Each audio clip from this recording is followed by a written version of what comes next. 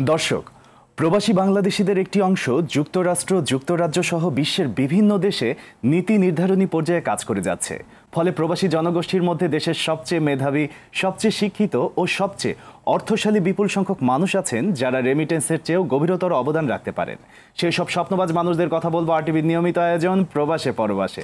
আপনাদের সঙ্গে আছি আমি মাসুক সিদ্দিক এবং আজকে অতিথি হিসেবে উপস্থিত রয়েছেন আমাদের সকলের সুপরিচিত যুক্তরাষ্ট্রের নিউ ইয়র্ক বাংলাদেশ প্রেস ক্লাবের সভাপতি সিনিয়র সাংবাদিক মনোয়ারুল ইসলাম।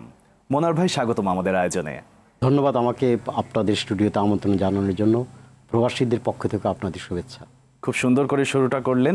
অ্যাক্টিভভাবে আপনার দায়িত্ব পালন করে যাচ্ছেন।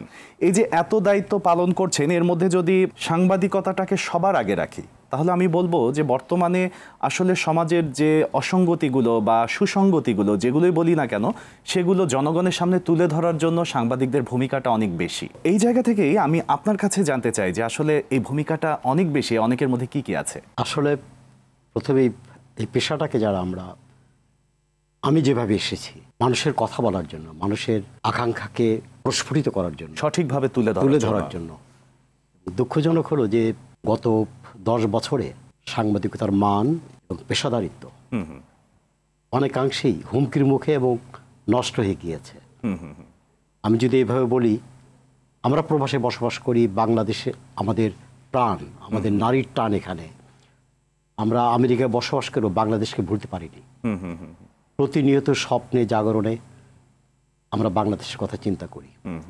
এবং আপনি জেনে বিস্মিত হবেন, নিউ ইয়র্ক শহর থেকে 13টি বাংলা সাপ্তাহিক প্রকাশিত হয়, 4টি টিভি সেখানে পরিচালনা করা হচ্ছে।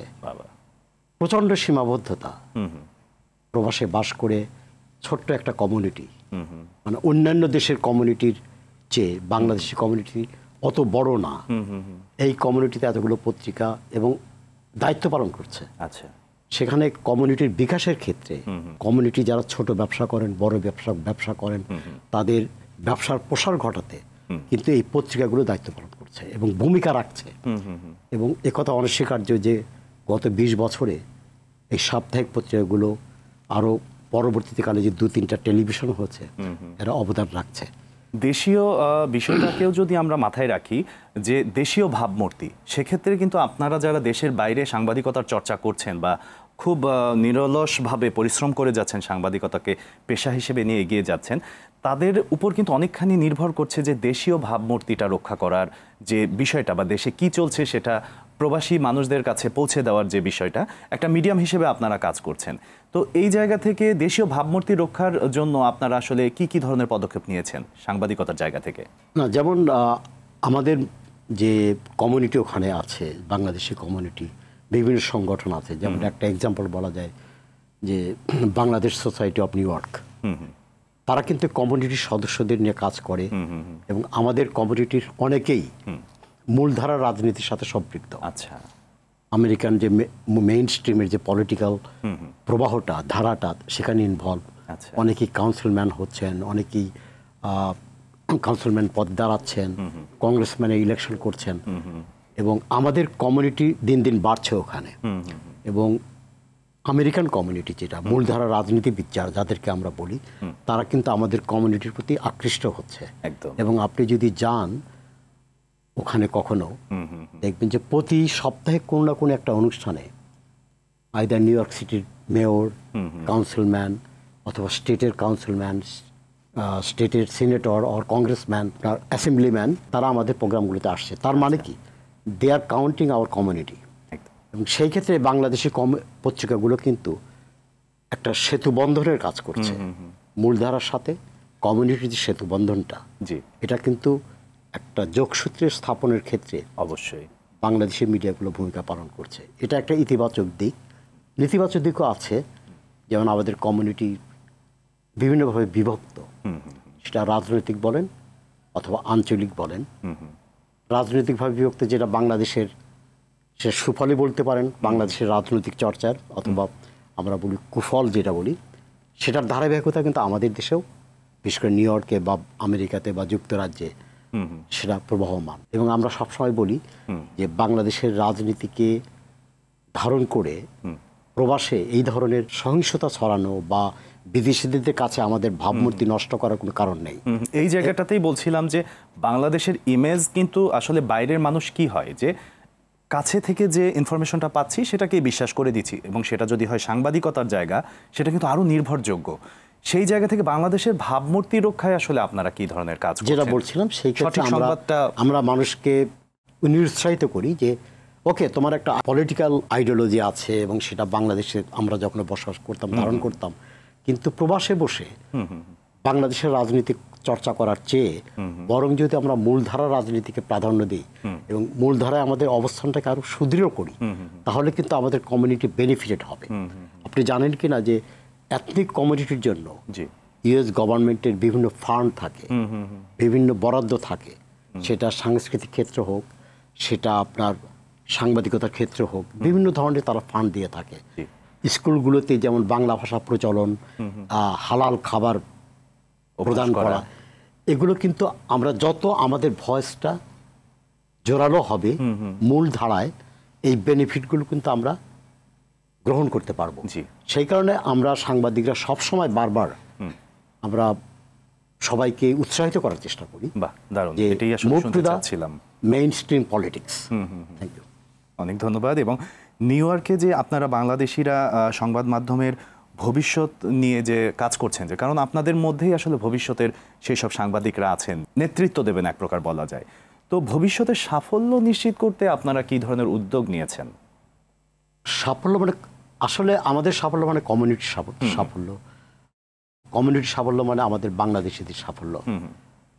আপনি জেনে নিশ্চিত হবেন যে খুশি হবেন যে বাংলাদেশিরা তাদের অবস্থানটা এমনভাবে তৈরি করেছে যে new York city mayor Eric Adams বাংলাদেশিদের বাড়িতে গিয়ে ভাত খায়, এবং দু একজন ব্যবসায়ী আছেন তাদের বাড়িতে, যেমন একজন হলো গিয়াসউদ্দিন আহমেদ, উনি যদিও বিএনপি করেন, আর একজন আছেন শিল্পপতি ব্যবসায়ী আসিফ বাড়ি টুটুল, তার বাসায় মেয়র নিজে দুবার গিয়েছেন। আরেকজন ব্যবসায়ী আছেন, উনি আবার একটা পত্রিকার সাংবাদিকও, আর সাপ্তাহিক আজকালের সম্পাদক শাহনেওয়াজ, তার কিছু প্রোগ্রামে এরিক অ্যাডাম এসছেন। একজন নিউ ইয়র্ক সিটির মেয়র হলো ওয়ার্ল্ডের মেয়র। এই ধরনের ব্যক্তিত্ব এবং প্রতিনিধিশীল নেতৃত্ব যখন বাংলাদেশিদের বাসা বাড়িতে যায় বা তাদের প্রতিষ্ঠানের বিভিন্ন অনুষ্ঠানে যায়, ইম্পর্টেন্সটা আপনাকে বুঝতে হবে। একদম একদম। সেই ক্ষেত্রে আমরা মনে করি যে, এবং এটাকে এনকারেজ করছি আমরা যে কমিউনিটির কাছে মূলধারার প্রতিনিধিরা আসবে। আগে আমরা যেতাম, আমরা ধন্য হতাম যে ওকে একজন কাউন্সিলম্যানের সাথে আমরা দেখা করতে পারি কিনা, তার সাথে উঠে দাঁড়িয়ে একটা ছবি তোলা যায় কিনা। এখন রিভার্স হচ্ছে, কিন্তু আচ্ছা বাংলাদেশের কমিউনিটি বাড়ছে, ভোটের চাহিদা বাড়ছে। মানে আমেরিকান পলিটিক্সটা মূল ডেমোক্রেসি বেসড এবং ভোটের উপর বেসড। আচ্ছা, এবং যারা প্রতিনিধি হতে চায়, জনপ্রতিনিধি হতে চায়, they have to come to the people's door. তাদের কাছে ভোট ভিক্ষা করতে হবে, এবং সে বাংলাদেশি, সে আফ্রিকান, সে আরাবিয়ান, ডাজন্ট ম্যাটার।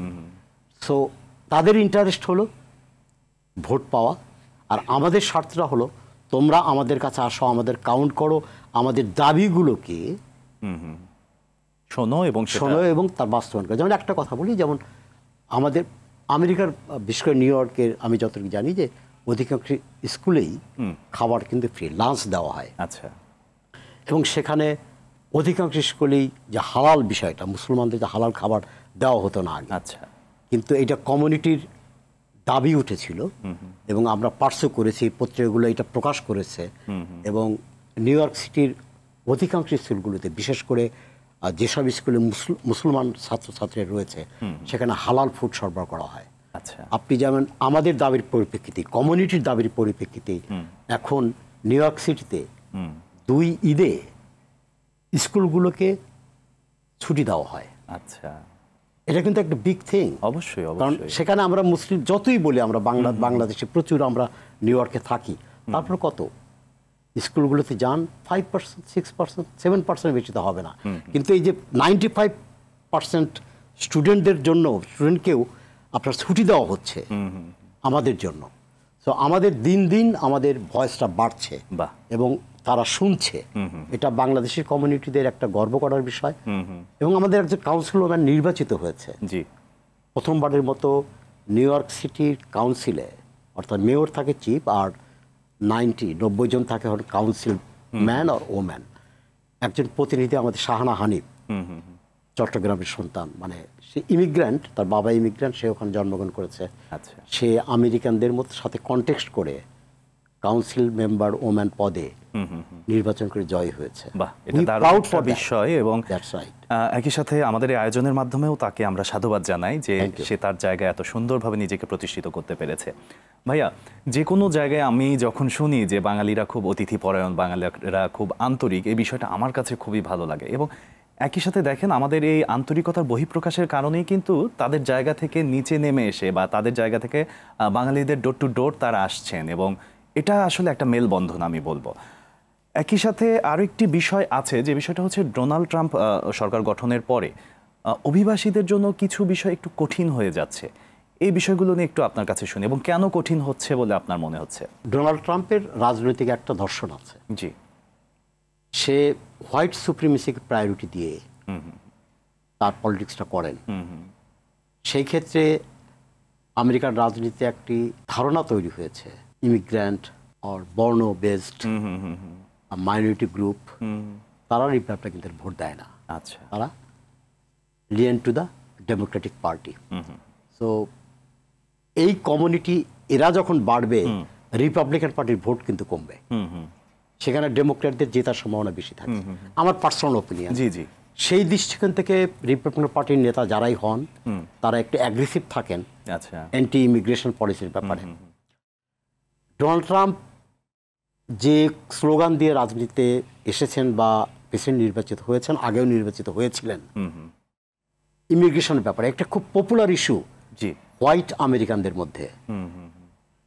কারণ একটা সত্য কথা আপনি স্বীকার করবেন, যেমন আমি একটা ডিপার্টমেন্টে চাকরি করি, দেখা যাচ্ছে সেখানে 100 এমপ্লয়ি আছে, তার মধ্যে মনে করেন 2 জন বাংলাদেশি, 5 জন ইন্ডিয়ান, 2 জন আরাবিয়ান।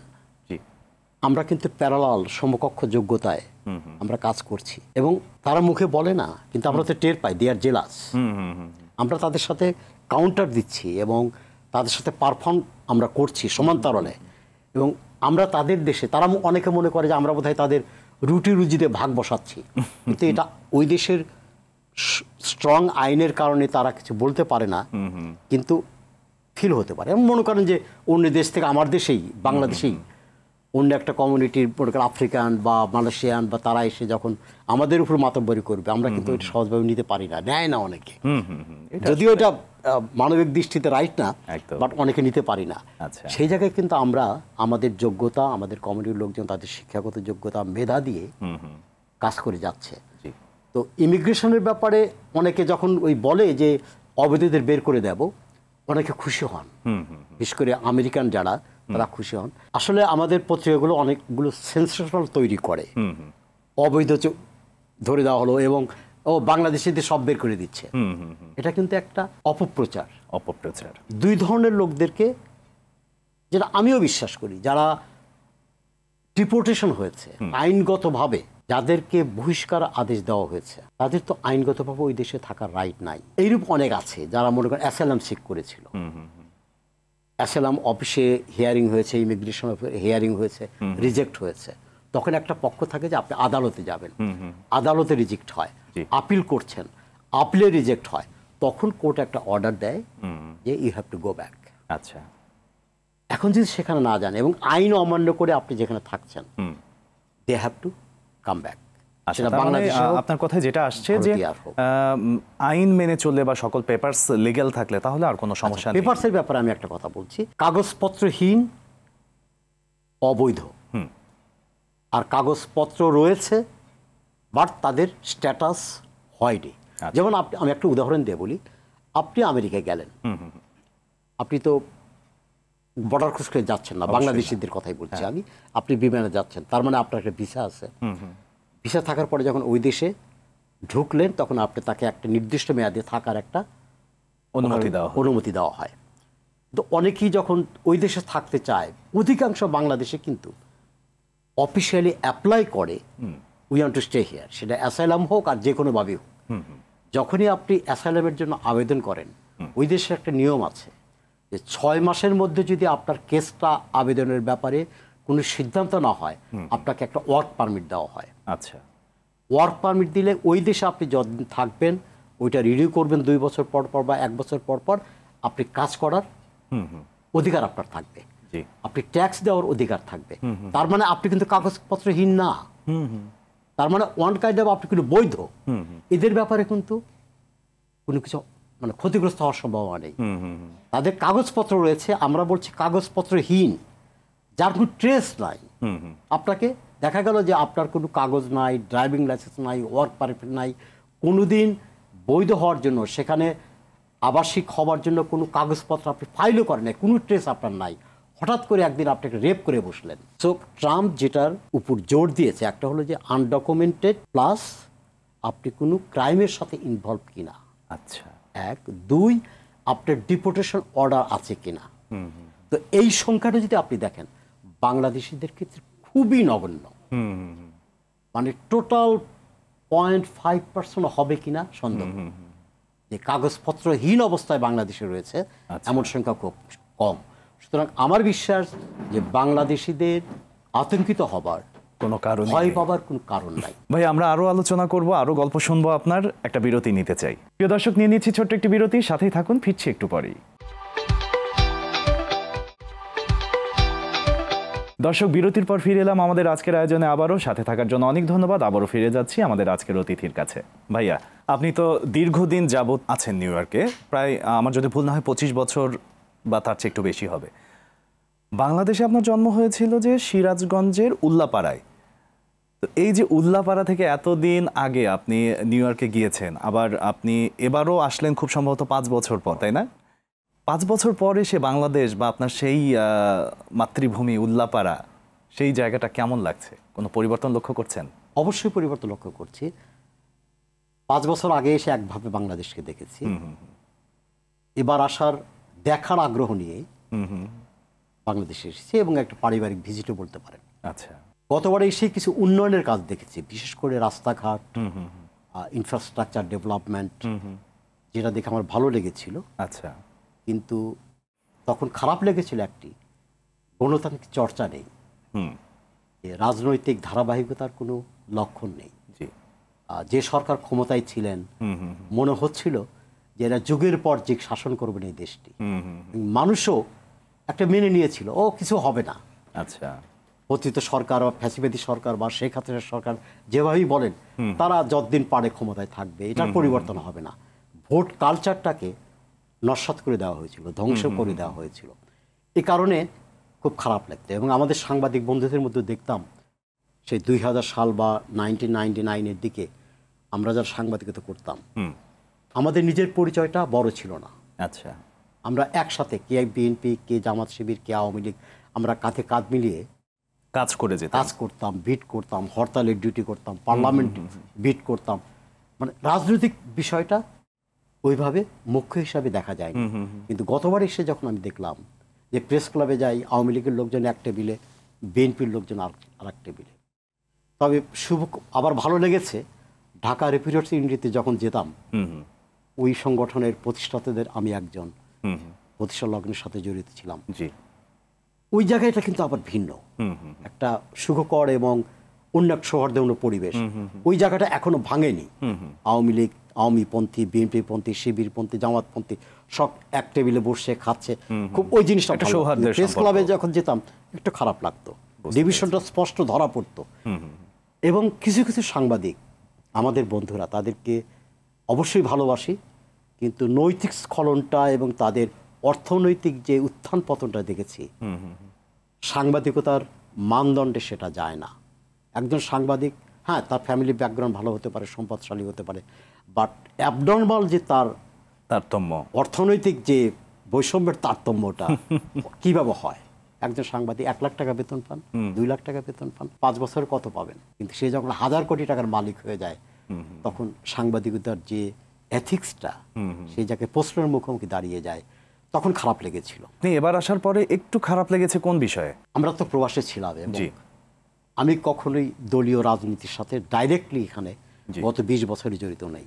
এই দেশের 17 বছর যেভাবে শাসিত হয়েছে এটা একটা পরিবর্তন চেয়েছিলাম জি মানসিকভাবে, নিজের অজান্তেই সরকার বিরোধী আন্দোলনগুলো যেগুলো হয়েছে, লেখালেখিতে যেটা অসঙ্গতি মনে হয়েছে সরকারের কর্মকাণ্ডে, সেটা জোরালোভাবে লেখার চেষ্টা করেছি। আচ্ছা। এবং যারা এই গণতান্ত্রিক প্রক্রিয়ার আন্দোলনে শরিক হয়েছে তাদেরকে সহায়ক ন্যূনতম, আমি খুব অ্যাক্টিভিস্ট না, ন্যূনতম হলেও মানসিকভাবে আলাপ আলোচনায়, লেখালেখির মাধ্যমে অথবা টক শোতে উদ্বুদ্ধ করার চেষ্টা করছি। আচ্ছা।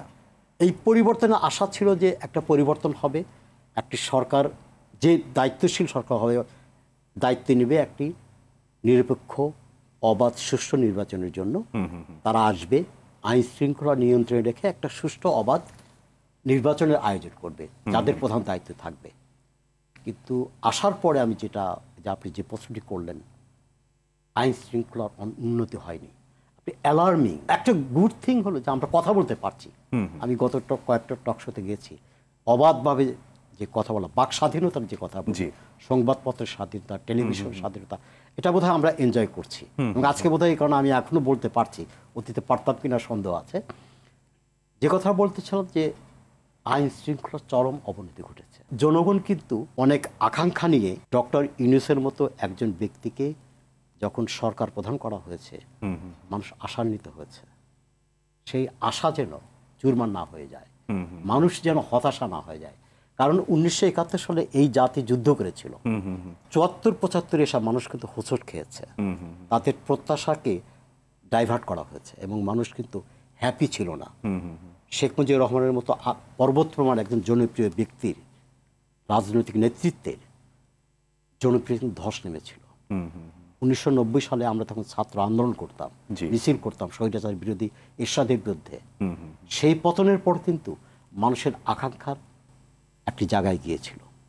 কিন্তু একটি পার্লামেন্ট নির্বাচনের পরে আর একটি পার্লামেন্ট যখন নির্বাচন হলো, তত্ত্বাবধায়ক সরকার দাবিতে আন্দোলন হলো এবং তখনও মানুষ আশাপ্রদ ফলাফল পায়নি। এই 17 বছরেও মানুষ কিন্তু সেইভাবেই আর একটা বিপ্লব ঘটিয়েছে। ছাত্র বলেন, জনতা বলেন, সবাই, শুধু ছাত্রদের একত্রিত না, তাদের ব্যাকগ্রাউন্ডে মা বাবা শিশু সাধারণ মানুষের সমর্থন ছিল, আশা সঞ্চার হয়েছিল। কিন্তু বাংলাদেশিরা, বাঙালিরা বারবার কি আশাভঙ্গের ক্রিয়ানক হয়ে কাজ করবে, চলবে? আর কত? স্বাধীনতার 54 বছর 53 বছরেও আমাদের আশা জাগানিয়া নেতৃত্ব, সমাজ গঠনের নেতৃত্ব, এগিয়ে যাওয়ার নেতৃত্ব আমরা ডক্টর ইউনূসকে কেন্দ্র করে সামনে দেখেছি যে একটি অবাধ নির্বাচনের আয়োজন করবেন। সত্যিকার অর্থে 2008-এর নির্বাচন না, 2014 সালের নির্বাচন না, সত্যিকারের অর্থে যার ভোট তিনিই দেবেন, আমার ভোট আমি দেব, এইরূপ একটি পরিবেশ তৈরি করে জনগণের নির্বাচিত প্রতিনিধিদের হাতে ক্ষমতা ছেড়ে দিন। এটা যেমন বাংলাদেশিরা চায়, প্রবাসী বাংলাদেশিরা তা দেখার জন্য উদ্গ্রীব হয়ে বসে আছে। অনেক সুন্দর বলেছেন মনোয়ার ভাই। এবং আজকে একদম শুরু থেকে আপনার সাথে বসার পর আপনি প্রত্যেকটি বিষয়ের আসলে এত গভীরে গিয়ে কথা বলছেন, এত ডেপথ, আমি আসলে মুগ্ধ হচ্ছি। এবং আসলে জানার জায়গাটা, বোঝার জায়গাটা আসলে আপনার থেকে আসলে অনুপ্রাণিত হওয়ার মতো অনেক কিছুই আছে। আপনার কাছে এখন একটু শুনতে চাই যে এই যে নব সংস্কার কর্মসূচি, এই সংস্কার কর্মসূচিকে আপনি কি দৃষ্টিতে দেখছেন? সংস্কার ভালো, এটা যে কোনো, আপনার সংস্কার মানে এই না যে আপনি গাছটা কেটে ওখানে আরেকটা গাছ লাগালেন, তা না। আপনাকে একটা আইন আছে, সেই আইনের যে অসঙ্গতিগুলো বর্তমান প্রেক্ষাপটে, যেটাকে যুগোপযোগী মনে করা হচ্ছে না, যেটা মানুষ চাচ্ছে না, সেটাকে মডিফিকেশন করবেন। এবং আজকে যেটা আপনি ভালো মনে করছেন, আগামী 10 বছর পরে কিন্তু সময়ের কারণে, যুগের কারণে, চাহিদার কারণে সেটাকে অত সঠিক মনে হবে না, মনে হবে যে আরেকটু সংস্কার দরকার। সংস্কার একটা চলমান প্রক্রিয়া। এখন একটা প্রশ্ন এসছে যে আগে সংস্কার না পরে নির্বাচন, না সংস্কার নির্বাচন পাশাপাশি চলবে, কোনটা? এই প্রশ্নটা কিন্তু আপনার না, এই দেশের সাধারণ মানুষের। সংস্কারের পথে চলবে। যতটুকু করলে এই দেশে একটা সুষ্ঠু নির্বাচন করা সম্ভব, একটি প্রতিষ্ঠিত সরকার প্রতিষ্ঠিত সম্ভব, যতটুকু সংস্কার করলে আইন শৃঙ্খলার উন্নয়ন সম্ভব, পুলিশকে জবাবদিহিতার আওতায় আনা সম্ভব, সাংবাদিকরা তাদের দায়িত্বশীলতা সম্ভব, নির্বাচন কমিশন স্বাধীনভাবে কাজ করা সম্ভব, ততটুকু করেন না। এটা তো পাবলিক আপনাদের বাধা দিচ্ছে না, বরঞ্চ সহযোগিতা করবে। কিন্তু সংস্কার হবে, সংস্কার না হলে নির্বাচন হবে না। It is stupidity. এইটা জীবনেও নির্বাচন হবে না। এবং আজকে রাজনৈতিক সংঘাতের যে আলামত জনগণ দেখছে, সাধারণ মানুষ, আপনারা যারা এয়ার কন্ডিশন রুমে টকশো করেন বা আমরা করি, যারা নীতিবাক্য আমরা বলি আওড়াচ্ছি প্রতিনিয়ত, সাধারণ মানুষ এটা দেখতে চায় না। সাধারণ মানুষ দেখতে চায়, যে আবারও বলছি, যে তারা আইন শৃঙ্খলার উন্নতি চায়, ঘুমাতে চায়, রাস্তায় বউ বাচ্চা নিয়ে স্বাভাবিকভাবে হাঁটতে চায়, ট্রাফিক নিয়ন্ত্রণ দেখতে চায়, দ্রব্যমূল্য নিয়ন্ত্রণ দেখতে চায়, এবং সঠিক নেতৃত্ব আসুক, এটাই দেখতে চায়। আমরা একদমই চলে এসেছি আমাদের আজকের আয়োজনের শেষ পর্যায়ে। যদি আমাদের এই আয়োজনে আপনার কিছু বলার থাকে বলতে পারেন দর্শকদের। আপনাদের এই আয়োজনটাকে আমার ভালো লেগেছে, মানে স্বাধীনভাবে কথা এবং একটু মানে পলিটিক্যাল টকস বা টক শো যেভাবে হয় সেভাবে হয়নি। এই জায়গা থেকে তো অনেক কিছু বেরিয়ে আসতে পারে, শুধু আমি না, আপনারা ওইরূপ রিসোর্সফুল পার্সন খুঁজে এই প্রোগ্রামটা চালিয়ে নিতে পারেন, যেটা মানুষ মনোযোগ দিয়ে শুনবে। একদম। অনেক টকসে দেখে যে মারামারি হয়, হাতাহাতি হয়, শাউটিং হচ্ছে, কিন্তু পাশাপাশি এই ধরনের প্রোগ্রামগুলো চালিয়ে যাওয়া উচিত, যাতে মানুষ তাদের সাইলেন্টলি কিছু শুনতে পারে, কিছু জানার চেষ্টা করতে পারে। এই ধরনের প্রোগ্রাম চালিয়ে যাওয়া উচিত।